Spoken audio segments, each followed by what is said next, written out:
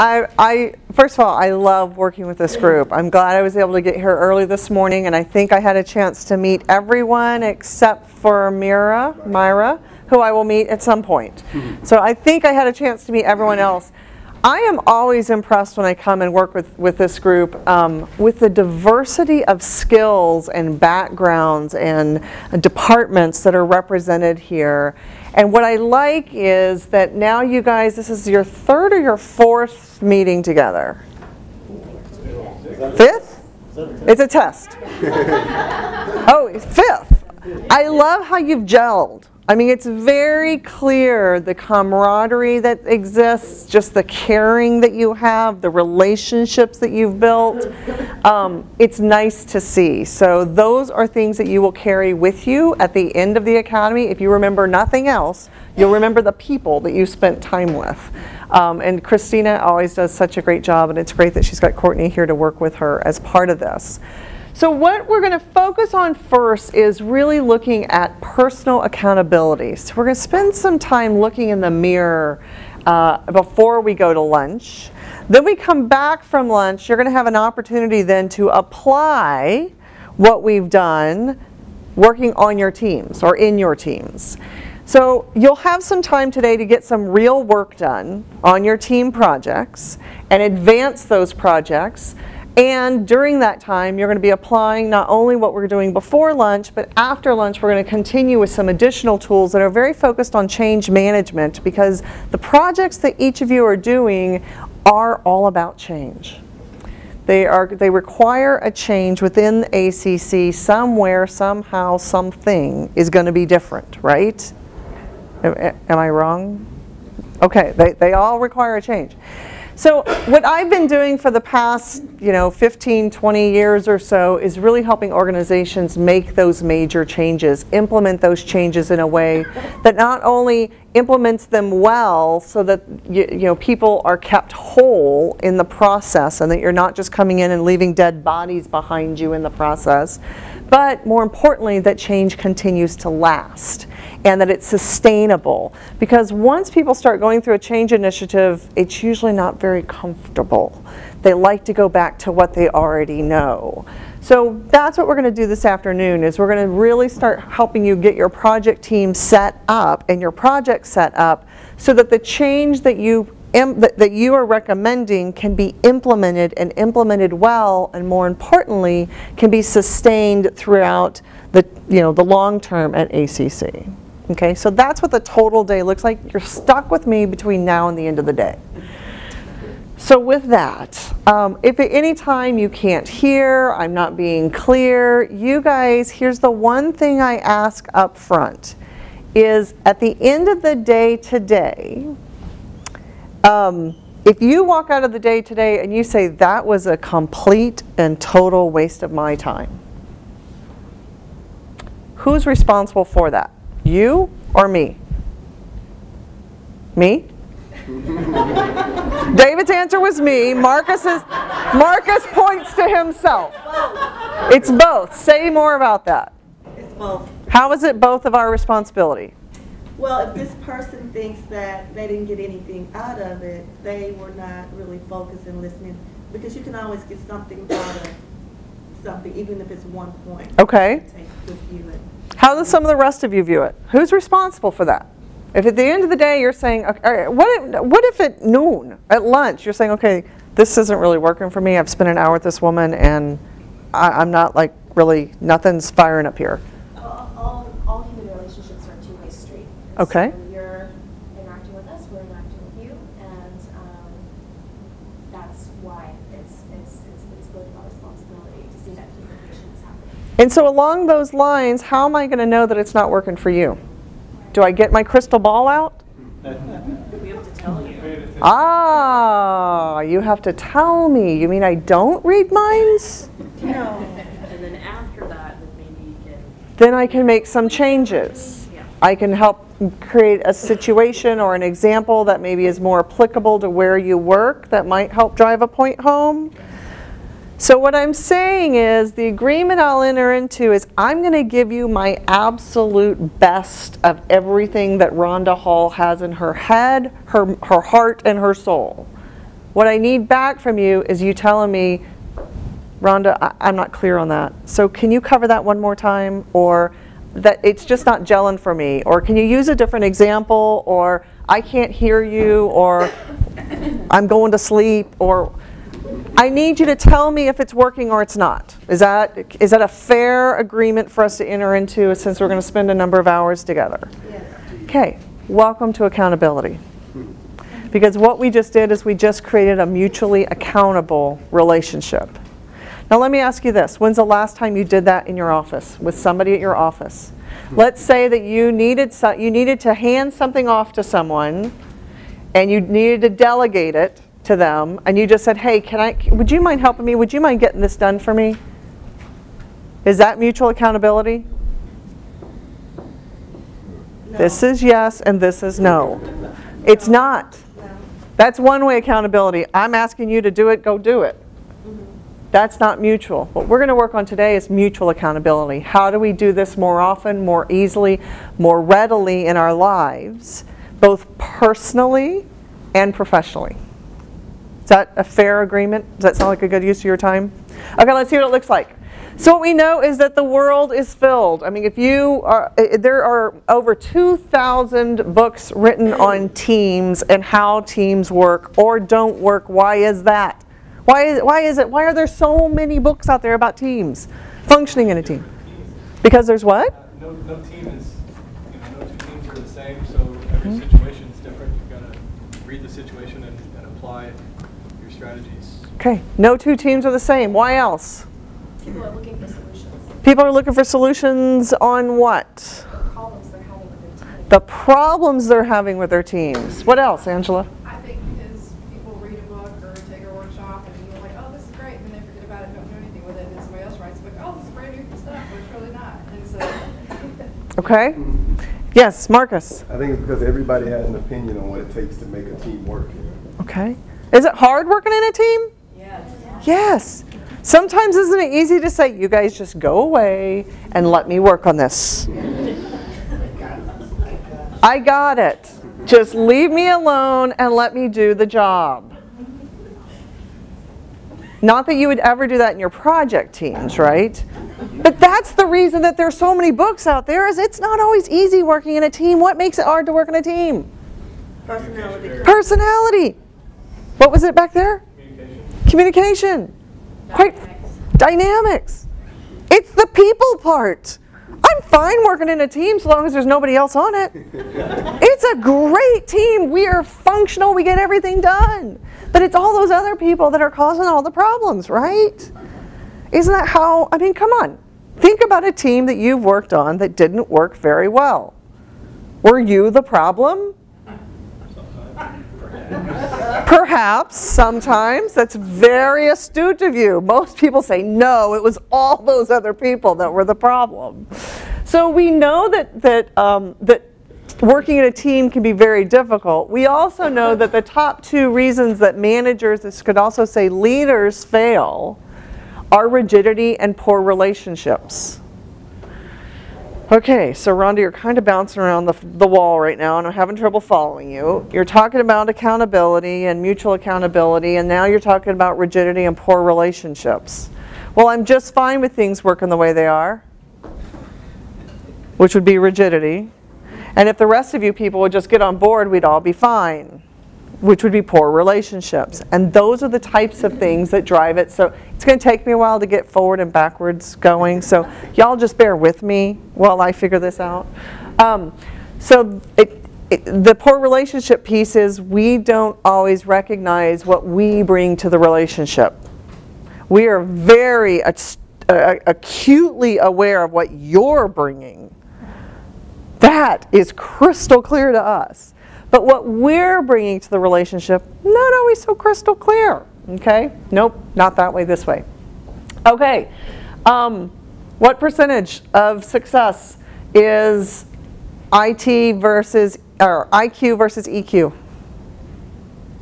Wow. Just ballpark it. Probably 10 and 90. 10 and 90. Give me another number. 20/80, 70/30. I heard something in the back. 25/75. 50-50. It's closer to 60-30. Okay, but that doesn't equal 100, so it's 63-33, which still doesn't equal 100, but it's really close. And it's more on the relationship side. So going back to what Nana was saying earlier about really looking at your, what's your personal brand, and she talked about being nervous, being the one who comes into a room and having to learn to network. Is networking EQ or IQ? It's EQ. It's getting comfortable with those relationships, starting conversations. Rhonda's trick for networking, you saw it today. If you're going to be joining a group where you don't know a soul, be the first one there. Be the first one there. Do you know who was the first one in the room today? Me. Do you know why? Because I don't know any of you.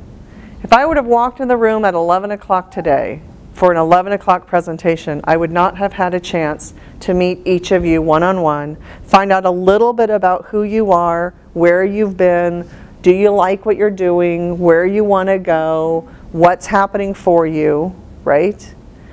It gave me an opportunity to meet you one-on-one before you started teaming up with the people that you already know. And you started your own little cliques. It's harder to join a group that's already together and go, hi everybody, I'm Rhonda, and you're already in conversations with each other. But it's a lot easier when they're walking in the door one-on-one for you to say, hey Marcus, nice to meet you, I'm Rhonda. Because Marcus hasn't started talking to anyone else yet. So if you're a little bit of an introvert, and believe it or not I am, that's Rhonda's trick for networking. It's something I learned when I was in school, getting my degree in Texas State in sociology, and I've used it my entire life. Sometimes that means I don't get as much sleep as others, because I'm the first one in the room. But it's what works for me. It's the EQ piece. So what we're going to do is we're going to start looking at a model for putting our heads around accountability and personal accountability. And we're going to, in this process, also look to develop a common language that we can use with each other throughout the day, and more importantly, that you can use going forward working as a project team. So let's start with an example, and the way this model works is we actually start over here on this side of the model with a situation happens. So let's pretend that Richard has, Richard's a supervisor. Actually, Richard, you've been promoted to a manager, and you're in the IT world, right? Okay. So Richard has a work order for, I'll take it back. Richard there's a census report that has to be produced once a month that rolls up through the IT department that shows how many students they provided assistance to that month, that basically justifies their existence, right? And it rolls up throughout the organization and ultimately gets included in the board report, okay? So Richard is the one who's on point for providing that data, but Richard has somebody who works with him, and it's Angela. And so Angela is the one who works for Richard, and so Richard goes to Angela and he says, hey Angela, I need to get that monthly report from you, because Angela's the one who actually goes out, gets the data from all the different locations, pulls it together, compiles it, and then gives it to Richard, and he reviews it before he sends it up. So Richard goes to Angela and he says, hey Angela, where's that monthly report? Because you see, the report is due on the 20th of the month, and today's the 23rd. And Angela says, so his situation is the report is late. Richard hasn't seen it. Angela hasn't given it to him.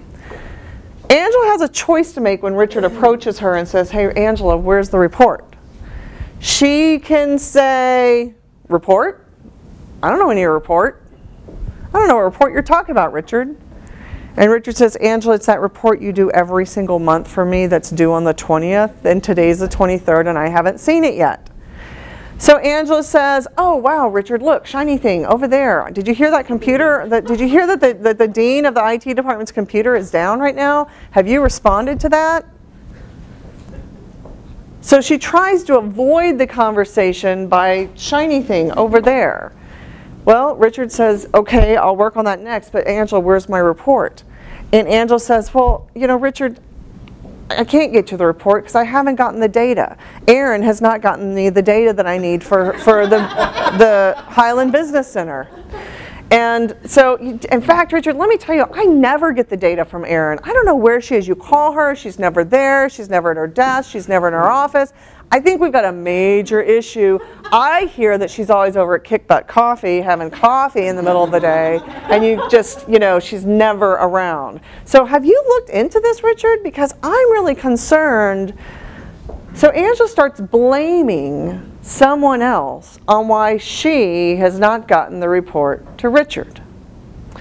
So Richard, being a good supervisor, of course, is like, oh, I didn't go check in on Angela, right? I mean, I'm going to go check in on Erin and find out what's really going on, because we've got some major problems. We got performance issues over there, right? So the rationalization starts happening when Richard comes back and says, you know, Angela, what's going on? And Angela's saying, well, you know, Erin's not getting it to me. She's never there. There's all these kind of stories that are going on that Angela's just spinning. And she's really good at it, to the point that you really believe that what she's saying is indeed true. And then he goes back to try to clarify things with Angela, because he's visited with Erin and he has learned that Erin actually is in her office, but that Angela's been dialing the wrong number this whole time.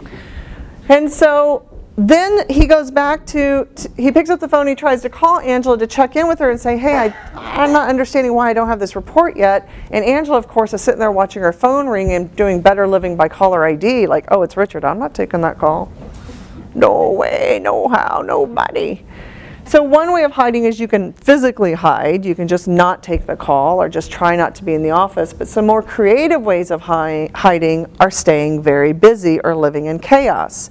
Look, Richard, I've got 17 work orders that you've asked me to do. Do you want me to do those 17 work orders, one of which is fixing the dean's computer, or would you rather me get you that report? I can do one or the other, but not both. So living in chaos is another way of hiding. The third way of hiding, which is really where I find, quite frankly, some of the people with the highest intelligence have a tendency to hide, by staying confused. I don't know what you people want over there in administration, Richard. You have asked for this report in 17 different formats. One day you want it as an Excel spreadsheet. The next day you want it as a project plan. The third way you've told me you want these kind of measures. I don't understand the metrics, the measures, what you want. When you guys over there in management get off your high horses and can figure out what you really want, I am happy to give it to you. But until then, I'm just going to keep doing my job because I've got all these other work orders. And did you hear the dean's computer is out? So are you guys, like, at any point getting faces rolling up in your visual about people that you know that have behaved this way? Right? Is this resonating for you? You've seen people, heard people talk like this in your life? Those are called victim behaviors, okay? What was the second one? It starts with deny. Oh, you said living in chaos, and then First one, just physically hiding. Yeah, physically hiding, living in chaos, or staying confused. Staying confused. You actually have that. Those descriptors are in this handout, and you have this handout. So if you go step by step through this handout, it has those descriptors in it. So those are victim behaviors. Let's talk about how the situation could have gone differently. We're going to still pick on Richard, Angela, and Erin, because why not? So situation is, it's the 23rd of the month. The report's due on the 20th. Angela owes it to him. Richard goes to Angela. He says, hey, Angela, report's due on the 20th. Today's the 23rd. Angela has a decision to make. Angela says, Richard, you're absolutely right. The report's not ready. Until someone says, Houston, we have a problem, it's really hard to fix the problem. It's really hard to fix a problem that somebody says doesn't exist. What report? I don't know about any report. What report are you talking about? Oh, no. That one? Oh, no, I got it to you already. Yeah, that was last month I got it to you. Yeah, okay. Did you hear the dean's computer is out? So acknowledging, Houston, there's a problem. Richard. It's the 23rd, right? Shouldn't Angela have said something on the 20th or the 19th, or you know what I mean? So at that point, is she just sitting there waiting to make the choice, or is she leaning one way or the other? Just waiting for me. Hold with me for 3 minutes, would you? So, we've got the acknowledgement, Houston, there's a problem, the report's late. And we've got the acknowledgement, we could have the acknowledgement, Houston, there's a problem, Richard's asking for the report after the fact. Let's talk about ownership. 3 kinds of ownership. What have you done that created the current situation, that promoted the current situation, or allowed it to happen? Now let me be real clear, that does not say martyrship. Martyrship, oh, woe is me. I'm so horrible as a manager. I never should have been promoted in the first place. These people are driving me nuts. Okay, this is not martyrship. This is ownership. And we are usually very good about saying, Angela, what part of this do you own? You didn't get me the report. But what we really need to do is to stop and say, what part of this do I, Richard, own? Going back to exactly the point you were making, Richard. Create, promote, and allow. So hold that scenario for a second. Let's move over here to this scenario. Has anybody ever seen Christina Matura's office? Let's pretend that Christina has a messy office. We'll just pretend, okay? Let's pretend it's a messy office. It's a really messy office. It has all the documentation from every leadership academy and every training class this woman has ever touched is piled up in weird boxes and paper bags. All the empty Diet Coke cans, empty water bottles, empty coffee cups are all over the place. And this was a nice long 3-day weekend this past weekend, and Angela said, you know, I'm going to be a good citizen. I am turning over a new leaf. This is all part of my January 1st changes in life. I am going to go down to my office on my day off and I'm going to clean out my office. So she did. On Monday she goes down, she cleans out her office. She feels great afterwards, and right outside her office she has piled up all these boxes, kind of precariously, of files and empty Coke cans and water bottles and all these things. They're piled up right outside her office, and she leaves there feeling $1,000,000. She never knew it was a wood grain on the top of her desk, okay? She just couldn't see it before. So she goes home feeling really great, comes into the office on Tuesday, and walks into her office, and life is great. And then she walks on down the hallway, the boxes and stuff are still there, but it's no big deal. They're going to come by, housekeeping or janitorial services or environmental services or whatever you call them. We're going to come by and get them picked up. You know, it's Tuesday, everybody's back at work, right? Well, Courtney comes running in, and she's running late for the staff meeting because she's usually running late for the staff meeting. And Courtney is running down the hallway. And as she's running down the hallway, and she's on her cell phone, and she looks over and she's like, oh my God, Aunt Christina cleaned out her office. Holy cow, it looks fantastic. Look at all those boxes. I got to get around those boxes. Man, somebody's going to trip on that. But I'm not going to be late to the staff meeting because Christina makes me stand on a chair and yodel if I'm late. So I'm going to be there on time. So Courtney runs on down the hall to the office. Well, Dana comes up, and she is running really late to the staff meeting, and she's not only on her cell phone, but she's also got her mocha. And as she's running down the hallway, somebody says, hey, Dana, and she turns around, she's like, hi, and she runs right into the boxes. And so she just makes this huge mess. There's like coffee cans and paper cups and water cups and file folders and papers everywhere. Who created the mess? Okay, I see people pointing to Christina. I hear people saying Dana. The person who was yelling at Dana to turn around. Who spilled the boxes? Who created the mess? Dana. Who promoted it or set it up to happen? Christina. Who allowed it to happen? Our boss. Courtney. Courtney saw those boxes. She thought to herself, somebody is going to trip on those. And she chose not to do anything about it. Create, promote, and allow. We rarely stop to think what our role is in a situation. We have no problem saying, Angela, you created this mess because you didn't get me the report on time. right? Richard's quick on that one. Angela, you created this mess. You didn't get me the report on time. What Richard is not quick on doing is saying, Angela, we need to talk. I really let you down. For the past 4 months, the report that's due every month, the census report, has been late. And I haven't talked to you about it, and I haven't let you know that by you getting the report in late really makes our department look bad. And so when I then am going and asking for budget, they think we don't run a good department, so then I don't get the funding that we need so we can run a good department. And I've really allowed this to go on, and that's my fault. So I actually owe you an apology, because I really let you down as a professional, allowing you to continue to get this report in late. And as your manager, I just need to let you know that I'm not going to do that anymore. Yeah, because you're fired.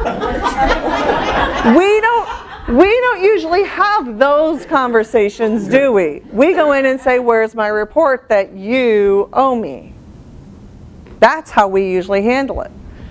So if that's acknowledge and own, what's forgiveness all about, Rhonda? Come on, this is a business. It sounds like a 4-letter word, love, right? What's forgiveness about? Forgiveness is just that. You got to remember that when Christina cleaned out her office, she didn't say, ooh, I'm going to vindicate. I think that if I take all my trash and I pile it right here, that maybe on Monday, Dana walking in the door is going to run right into it. It's going to be a big mess. You know, it's not like vindictive. It's not like Angela is vindictively saying, I'm just going to sit on this report. I'm just going to wait for Richard to come and ask me because I don't want to do this report anyway. So if he doesn't ask, I'm not doing it. It's not vindictive. We just get busy, or we prioritize wrong, or something. It's usually, sometimes it is vindictive, but usually it's not. Hold on one second. So the element of forgiveness here is sometimes we just have to say, I'm really sorry. I've let you down. And we have to say, I'm sorry I've let me down. Because I expect a lot more out of myself. So there is an element of forgiveness, and then this is where the rubber meets the road is adjustment, which is what are you going to do differently next time? Because if no one adjusts what they're doing, or they don't learn from the experience, then you will run through the exact same thing again. So if they don't make an adjustment in the way that they do their work, you're going to end up back in the same situation, and you're going to have the same outcome next time. So going back to Angela, saying, Angela, last 4 months, report's been late. I've allowed that to happen. I need to let you know I can no longer allow that to happen. Angela needs to be able to say, well, Richard, I'm supposed to go to the Leadership Academy on Friday. What if it doesn't start till 9 o'clock. So how about if I come into the office early on Friday, I get that report done, and I get it to you before I leave at 8:45 for that 9 o'clock meeting. Will that work for you? That's an adjustment. That's showing I'm going to do something differently to get it to you. Now I'm still getting it to you late, which Richard will need to address. But you can see how that happens and what the recovery then is. So let me ask you this. If you've ever worked with a group or worked in a team where there's these kind of behaviors, what does that feel like? Does that feel really wonderful and fun and you love to go to work? What does that feel like? Yeah. You feel like somebody's stabbing you in the back. You're like walking down the hallway like this because you don't want somebody to stab you in the back because you never know who's going to be blaming you for something, right? It's not joyful. It's a miserable place to work. If you're going to work in a place that's like this, these behaviors are exhibited, what's that like? How's that feel? More uplifting. More uplifting. You know what to expect. There's no surprises. If I mess up, someone's going to tell me. They're not going to beat me. There's no rulers on the knuckles. They're just going to let me know, and it's a learning opportunity, and I have a chance to try it again next time. Right? You're more willing to take chances. You're more willing to stretch yourself. You're more willing to try things that maybe you weren't willing to try before because it's a safe environment to do that. So that's what the accountability model looks like and sounds like.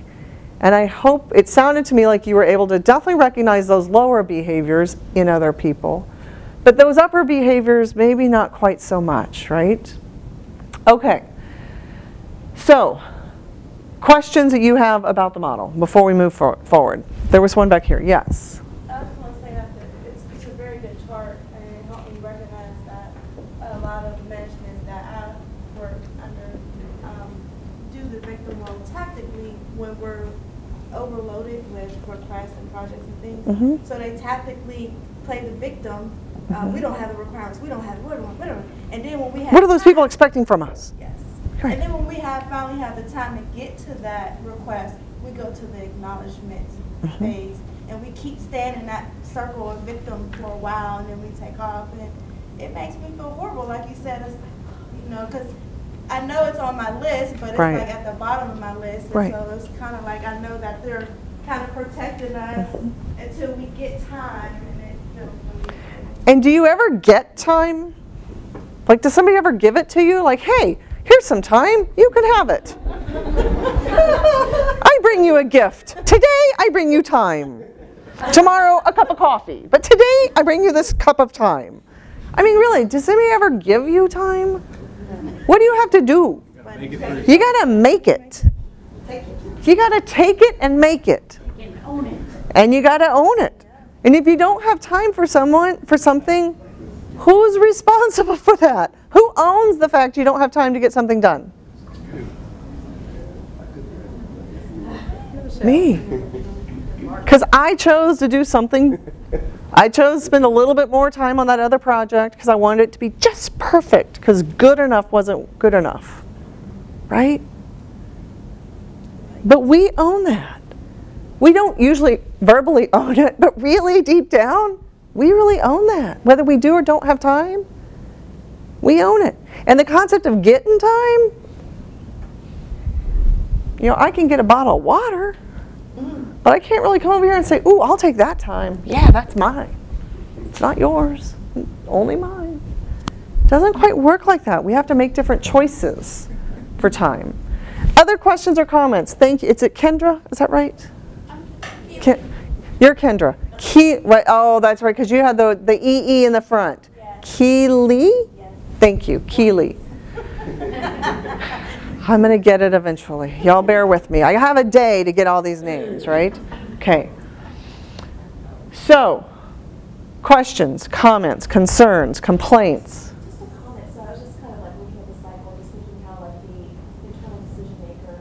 We've had previous workshops where we focused a lot on trust and respect, and how there's a lack of trust, a lack of respect, and how it evolves with the behavior. Whereas if you do have this person to be accountable, but just listening to like what I feel like you did, in your situation, that is consistent with the lack of trust and respect, but just as in maybe like an acknowledgement issue, as in you can't go the knowledge route, you just going to all those who It seems like you go from the hiding straight to the acknowledge when you finally get to it on the list. Like the whole time. You might. So, what I find is that once people begin in this victim loop, it gets really comfortable down there, and they find lots of friends. They find lots of people that are down there, and so it's comfortable to stay there. Hold on one second, Richard. In my time of working with this model, which has been almost 20 years now, here's the piece of here's what I've learned, is that if you take a work team that, let's say, has 10 people in it, if you have 1 or 2 people that pretty consistently are behaving in the lower loop or in the victim behavior, you've got performance problems with those 1 or 2 people, and you should use your progressive discipline process or your HR, behavioral modification process to handle that, okay? If, however, you have 3, 4 people in that lower loop, then you probably have some old baggage in the team that they need a vomit post. They need an opportunity to just voice it. Somebody got passed over, they feel like somebody's getting preferential treatment, they feel that, you 3,000 years ago bought her a cup of coffee and didn't bring me one, okay? It's that kind of emotional baggage that they have, and they just need like a dedicated vomit post to get it all out, and then they can usually get past it. But what I've learned is if you have more than 50% of the people in a work group that are pretty consistently living in the lower loop, you have a leader who's leading with blame. That every time something doesn't go right, they are going around with their finger pointed looking for the body to shoot. They're leading with blame. Hold on, Richard had one, I will get over to you. Yes, sir. Closely related to what you just said about leading with blame, I was going to ask more about both directions, either move up or down in a leadership position. My supervisor or somebody I'm supervising is, what's the most effective way, or is there a most effective way, generally speaking, to help pull that person out of the victim behavior loop and into the accountable behavior loop? I feel like in my experience, it's easy to get them to get to the acknowledge, and then they either jump straight to adjust, or just kind of acknowledge and then skip all the way back around. Right. So you've asked two really good leading questions that are coming up in a couple of slides. I'll go ahead and address them. First of all, your first question was, how do you, let's take the example of how do you as a leader get them to behave in the upper loop? You don't. I kind of agree with that. They have a choice. What you can do is you can acknowledge the current situation, how they're currently behaving. You can own your part, that you've allowed it to go on, or maybe you've even promoted it. When I say promote, that means you set it up to happen. It means that maybe you weren't as clear. Maybe Angela didn't know that the report used to be due on the 30th, and now it's due on the 20th. And maybe you weren't crystal clear on the fact that that report date changed. Maybe the format has changed 6 or 7 times, and you haven't been crystal clear as a leader that these are the new standards, these are the new expectations. So as a leader, it may be that you truly did promote it, you didn't even know it. But as a leader, to help someone make this choice, all you can do is create the space by acknowledging this is the current situation, owning your part, asking for forgiveness, and letting them know what you're going to do differently from this point on. I'm not going to be able to accept late work, and it's now, I'm going to be writing you up, and we're going to start a progressive discipline process because you're not meeting their expectations of the job. And then the recovery can take place. So that's the first question. The second piece that you brought up was about what do you do whenever you've got people that begin to come up this loop. So they acknowledge, you know what, Richard, you're absolutely right, that report's not ready. That's my responsibility, and I'm really sorry, but if those damn people over there in that other office would just get me the data, then I wouldn't have any trouble getting it to you in time. So if I could just get you to go talk to Erin and her boss, then we could just really fix this problem.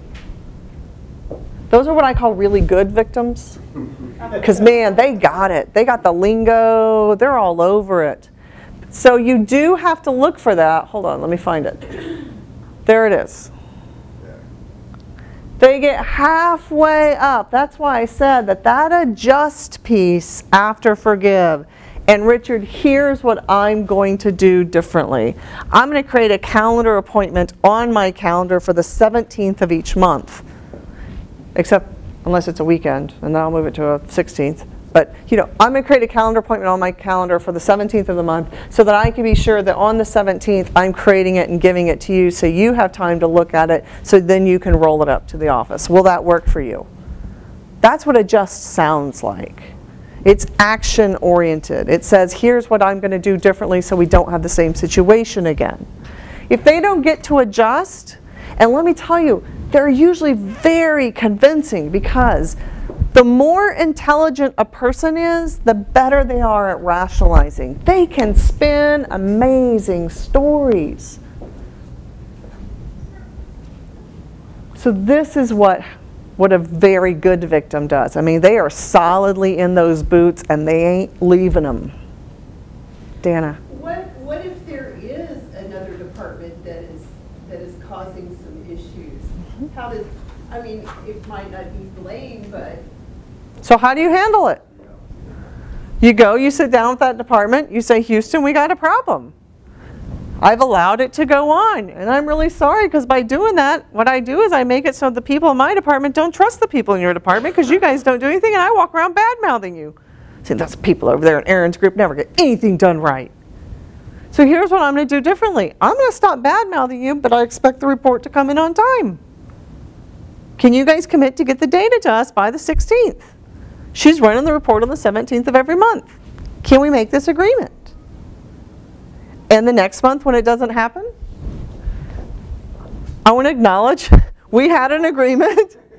Here's the part of it I own. Maybe I wasn't clear. Maybe I promoted it. Maybe I set it up to happen. I'm really sorry. Here's what I'm going to do differently now. I'm now going to bring this up to your supervisor. Now, what are you going to do differently? Because here's what I'm going to do differently. It still is it gives you the language you can use to have that conversation. And yet it's not prescriptive, is the other thing. You know, I'm not sitting here scripting for you exactly how to have these conversations because every person is different. Every situation is different. Every team is different. Everything is different. But you've got the basic elements to have those conversations. Yes, sir? Sorry to ask you another question. No, Richard, this is why we're here. So I really enjoyed your story where I'm a manager. I'd love to get there someday. But right now I'm not. I'm going to be on at the bottom. So I don't have the positional authority with a lot of the situations I'm in to go and do exactly the way you approach the situation. So that earlier I'd asked about approaching it right. in an upward direction. If you don't have that position of authority over a certain person, I mean, is it just a tiptoe process to get through it and feel the person out, or I mean, there's not necessarily an answer there, but. So for a person to choose to move from the victim loop to the accountable loop, 3 things have to be in place: desire, willingness, ability. They have to want to make the change. They have to be willing to behave differently, and they have to actually understand what's expected of them. Has anybody in this room ever tried to lose weight? Come on, be honest. Ever in your life, ever tried to lose 1 single pound? Okay. I can want to lose weight all day long. I can desire it. How many pounds am I going to lose? Not much. I have to be willing to either change what I eat or change how many calories I'm burning a day.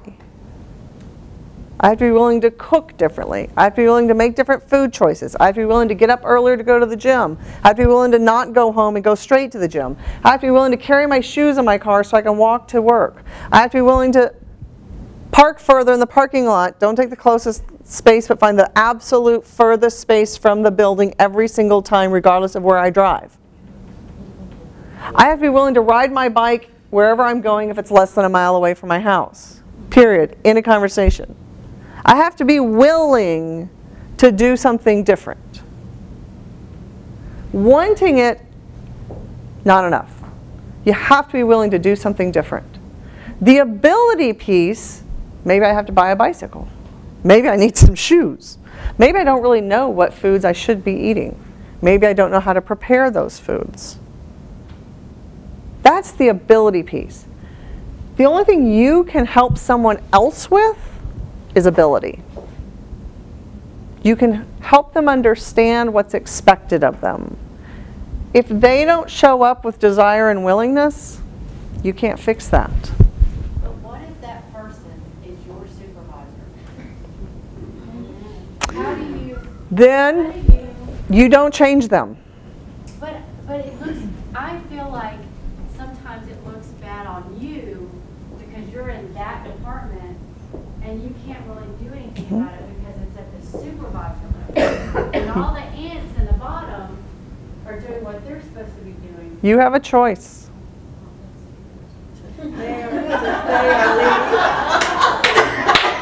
No offense, guys, but what you're giving me is victim language. You have a choice to make. But what if you like your job? You have a choice to make. Do I choose to live in this job with this person who I report to who doesn't behave in the upper loop? And can I still be whole and happy? Or do I need to make a change? Because I can't change them. Just like you cannot get an alcoholic to quit drinking. You can beg, plead, offer them cash. If you could change someone else's behavior, what's that? Don't give them cash. Don't give them cash, that's right. If you could change someone else's behavior, you would be the richest person on the earth. Because there would be no overweight people, no beaten children, no alcoholics, no one who abused drugs. Think about it. No one who drove drunk. If you could change someone else's behavior and get paid for it, there'd be no one richer on the face of the earth. You cannot change someone else's behavior. You cannot change your boss. What you can do is make a choice, is to acknowledge the situation, own your part, which is I'm choosing to be working for this person because I really like my job. You can apologize to your spouse and say, I'm going to come home and vent every once in a while. Right? Significant other, you can do that. But you have the choice to make. I'm sorry, you've been very patient. Oh, no, I just would like, just kind of, you know, so your comments make me think like, how when you started this whole discussion with this idea, like there's an agreement, like this accountability started with this mutually agreement. And so this whole cycle doesn't even start until both parties are on the same page. And so you have a situation when you have someone who's not willing to enter a cooperative type of atmosphere, then, and so I'm not sure if that's what we're beginning to, but like how do you sort of inspire cooperatives with people with whom you have no authority? Well, let me, I'm not going to say it starts when there's already mutual accountability there. What I would say is that all of us get performance reviews from our bosses. And if they're a good boss, the very last question they should ask in that performance review is, and I'm sorry, I can't remember your name, is Regina, what can I do for you? And they have just given you the opportunity to say, Houston, we have a problem. And here's the part of it I own, is I keep covering your butt. And I'm really sorry, because by doing it, you know, there's other people in the department and in other departments that talk badly about you. And I'm really sorry, but I don't want to continue to do that. I have a lot of respect for you. I really want to see you continue to grow within the organization, because hopefully you'll take me with you. I want to see you be successful here.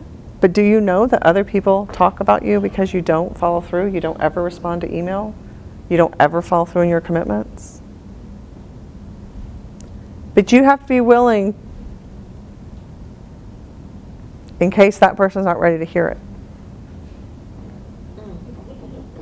So the question is, what do you choose? What do you choose, right?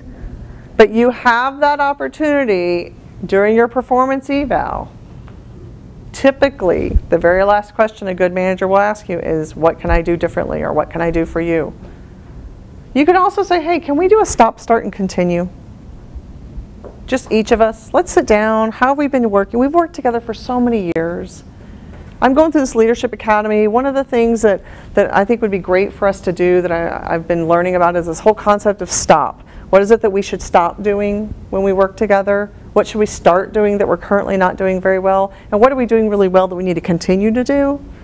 Could we have that conversation? Because that would be another way to bring it up.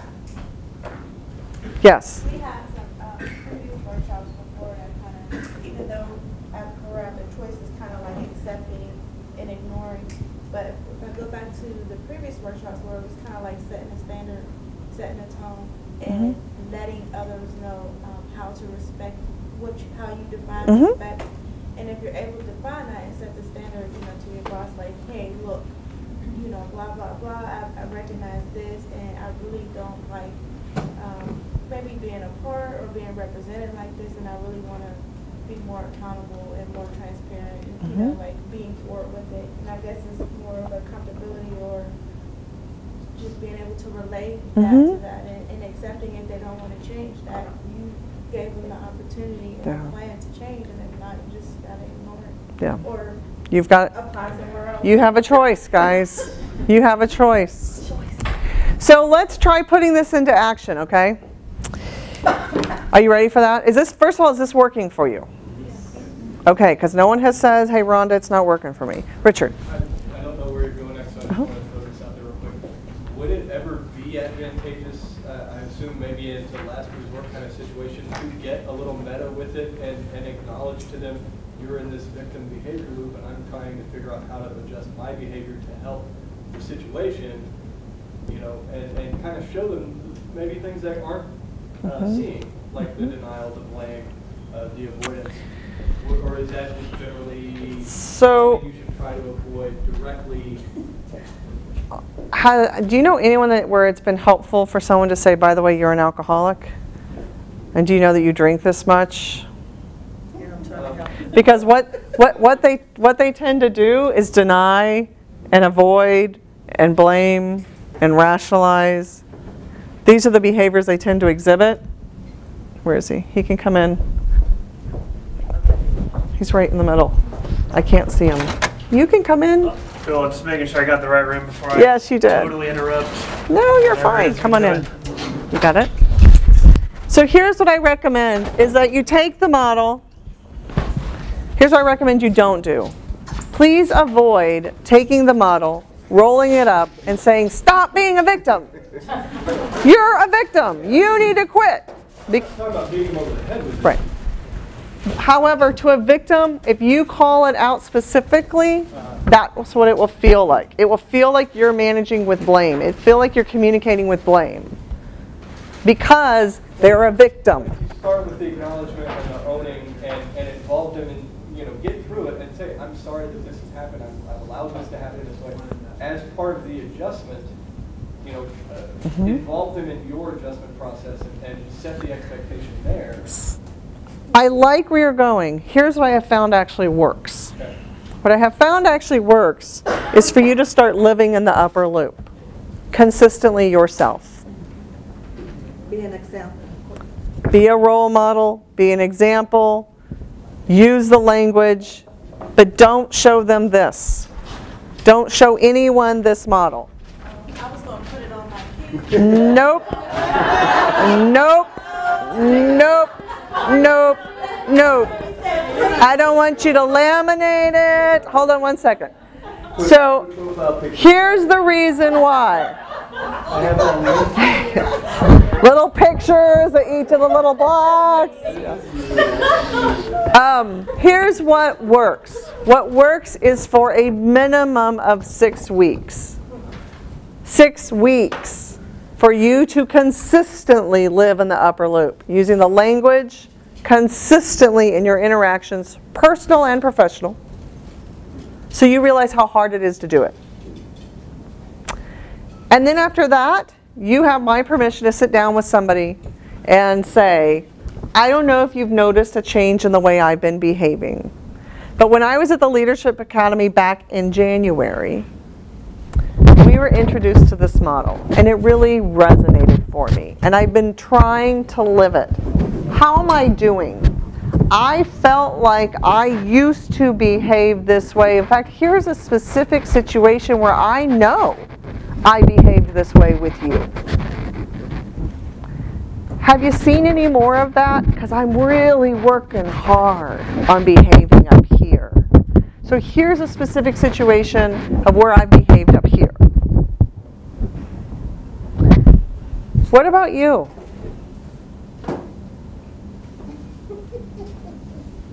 And that's all you can do. Yeah, none of us are perfect.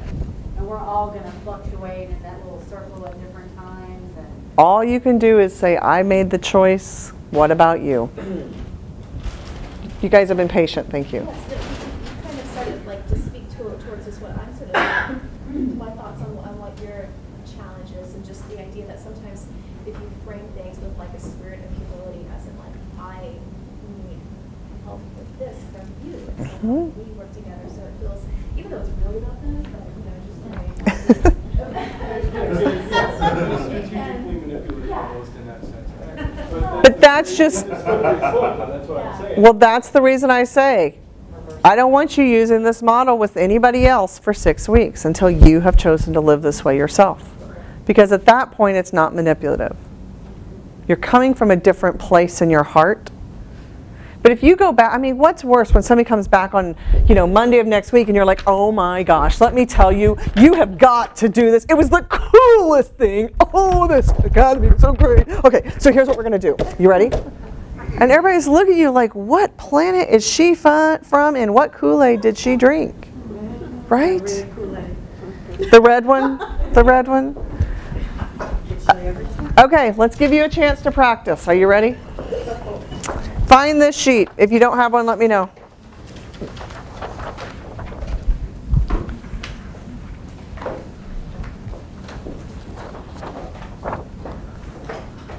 So on this sheet, you'll need a writing utensil.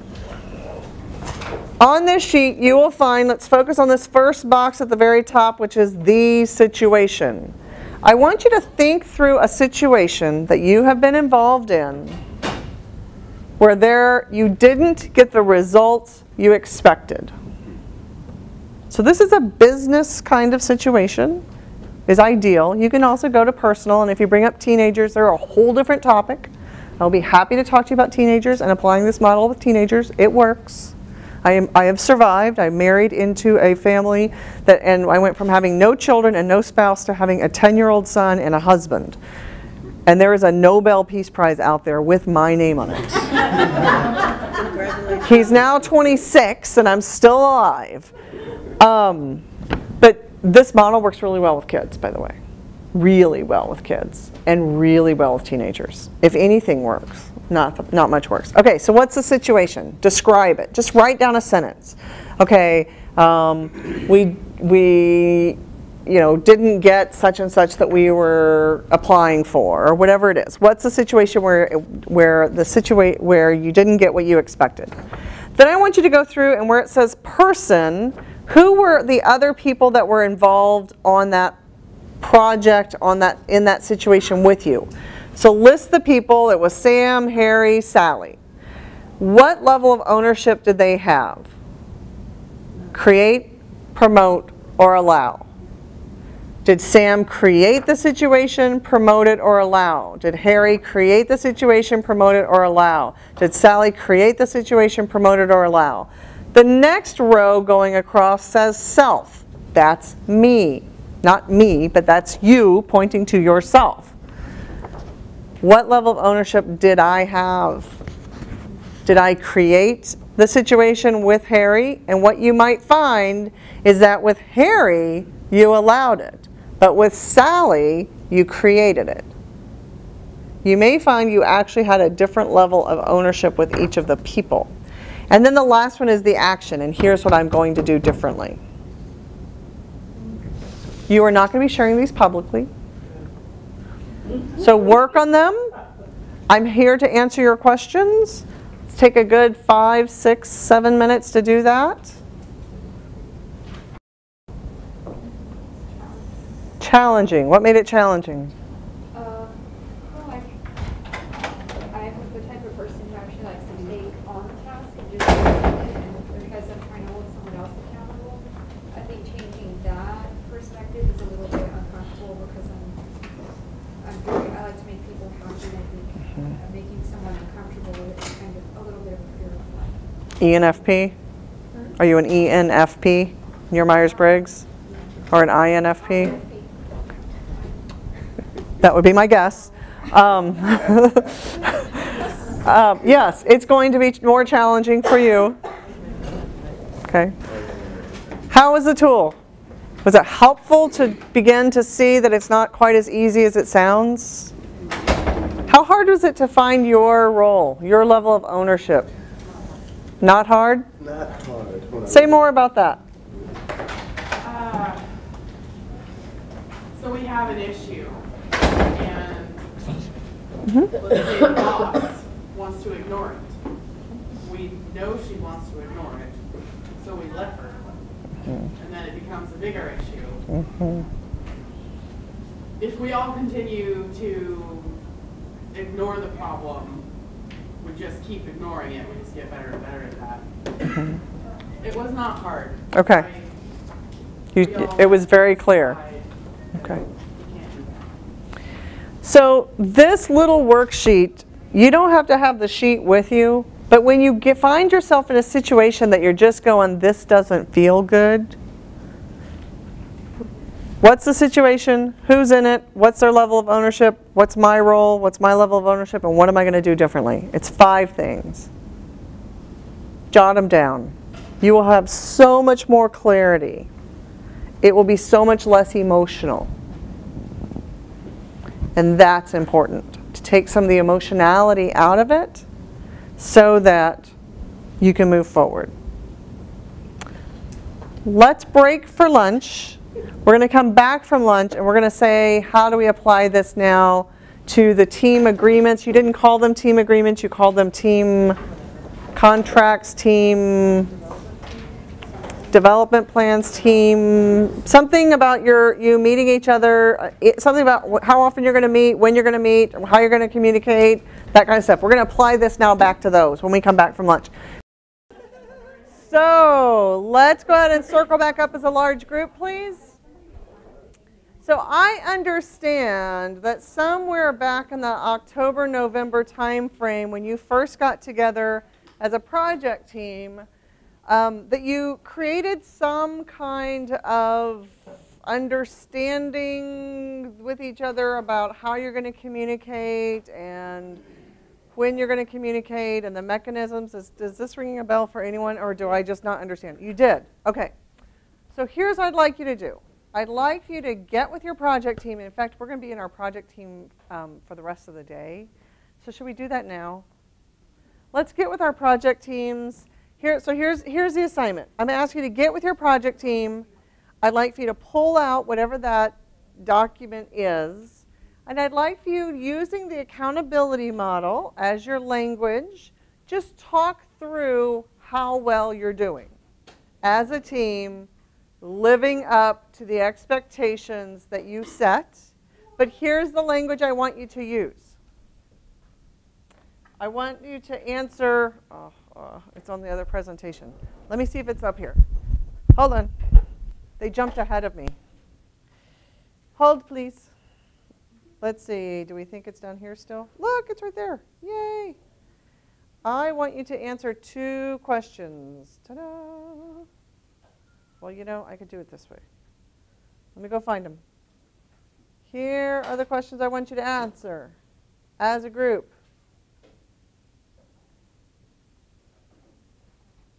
On a scale of 1 to 5, to what degree do all team members live that agreement, whatever that is that you have?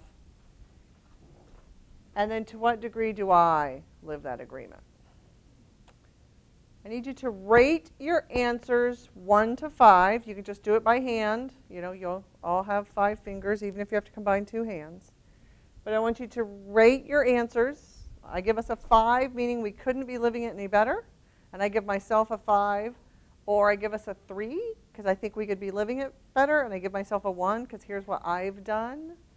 I didn't get, you know, where did Myra go?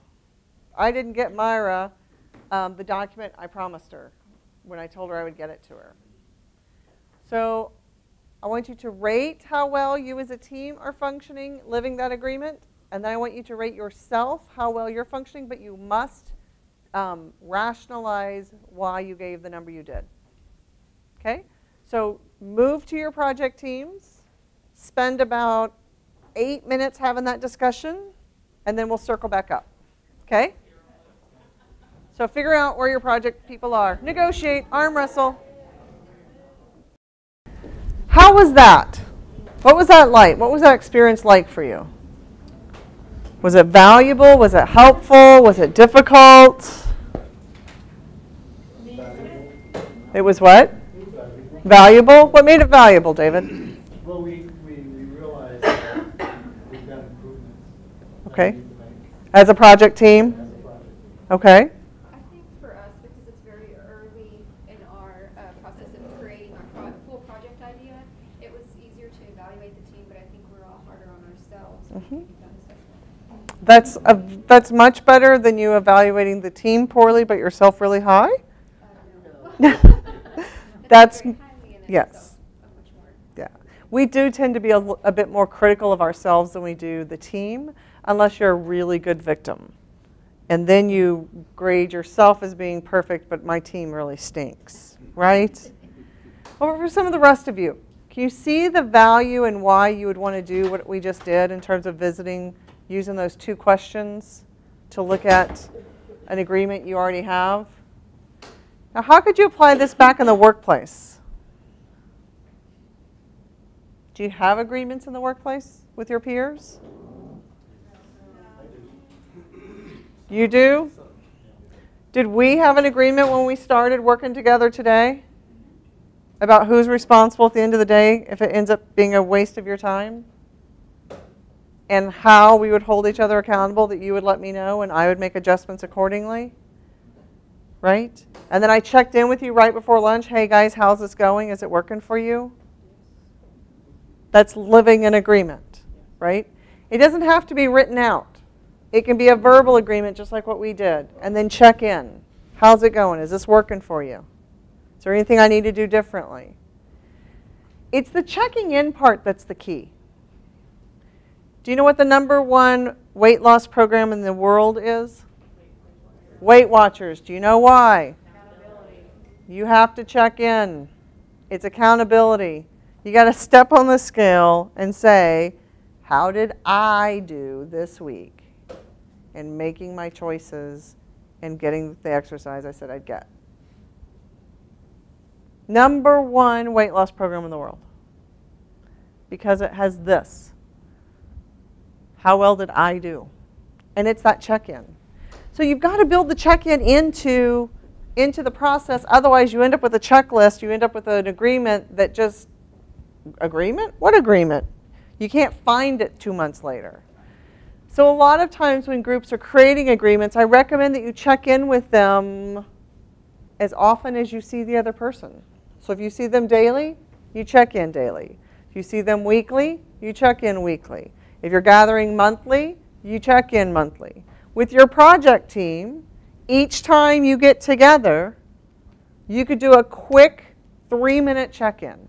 Hey guys, how are we doing? How well have we lived our agreement? Let's pull it back up. Here's what we said. We said that we're going to CC each other on all the emails. How have we done? If you're together in person, you can very easily go, okay guys, raise your hands. How did we do? And everybody can say, oh, I give us a 5, I give us a 3, I give us a 2. Okay, what's the 2? And then you want to check in with your lowest and your highest. What's the 2 about? What's the 5 about? Great. How did we do individually? Check with your lowest and your highest. Perfect. Let's go. Literally, I'm talking 3 minutes. It doesn't have to take longer than that. It can absolutely transform a team, and it can keep you going in the right direction. Remember, we talked about change is one thing, but sustaining change is a second thing? So this is where we transition from accountability now into the change piece, and we're going to start moving into sustaining change. So thank you for hanging in there with me through accountability. We're going to stay working in our project teams and actually start getting some project team work done.